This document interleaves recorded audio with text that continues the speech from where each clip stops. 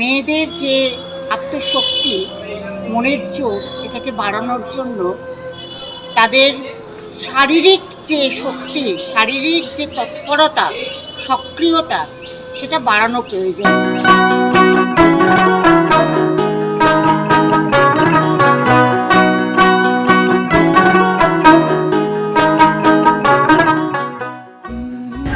আজকে আমাদের বর্ধমান মহিলা থানা থেকে একটা উদ্যোগ নেওয়া হয়েছে সেলফ ডিফেন্সের।